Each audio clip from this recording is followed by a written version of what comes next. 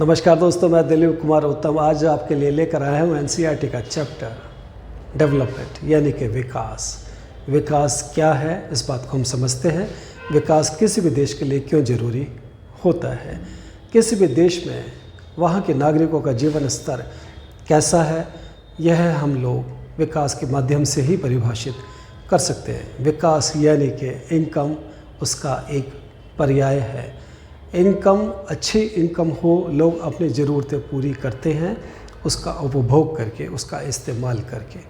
अब इनकम अकेला ऐसा फैक्टर नहीं है जो विकास को परिभाषित करता हो। इनकम यानी कि विकास और भी कई ऐसे फैक्टर्स हैं जैसे quality of life, environmental, sustainability आदि भी प्रमुख हैं।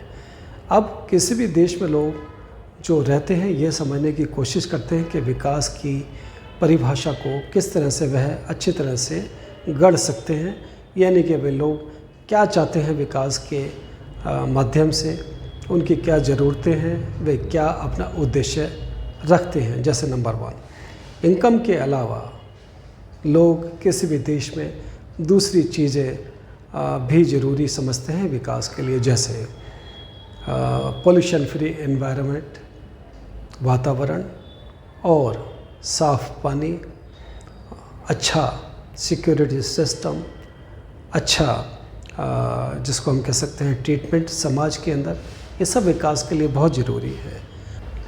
दोस्तों, इसके अलावा ये विकास को परिभाषित करने का एक और तरीका भी है कि लोग अपने आप को कंपेयर करते हैं विदेशों से, यानी कि दूसरी कंट्री के साथ, जिसको हम कह सकते हैं कंपैरिजन ऑफ डिफरेंट कंट्रीज़, यानी कि अपने जीवन स्तर को, अपने इनकम को दूसरे देश के लोगों की कितनी इनकम है उसके साथ उसका मिलान, कंपैरिजन किया जाता है ताकि विकास को अच्छी तरह से समझा जा सके।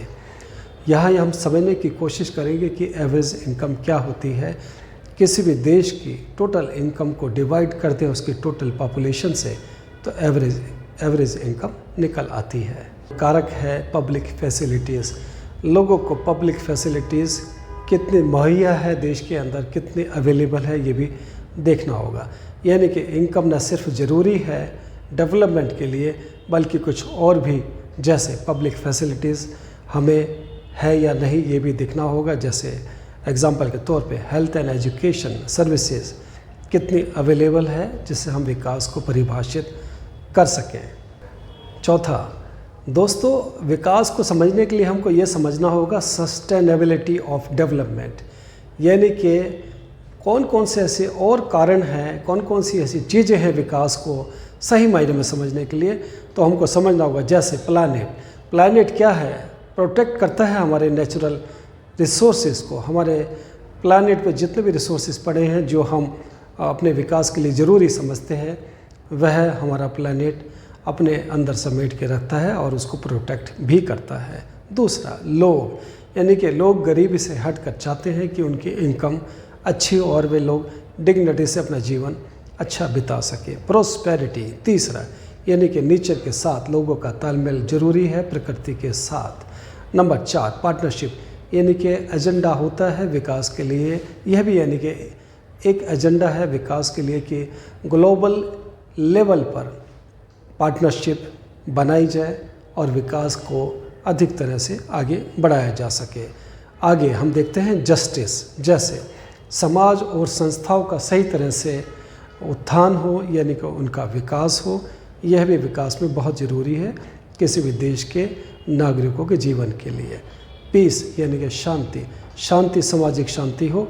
तो यह सभी फैक्टर्स मिला करके लोगों को जीवन में उनके विकास को परिभाषित करते हैं और विकास को अच्छी तरह से समझने में लोगों को इससे मदद मिलती है।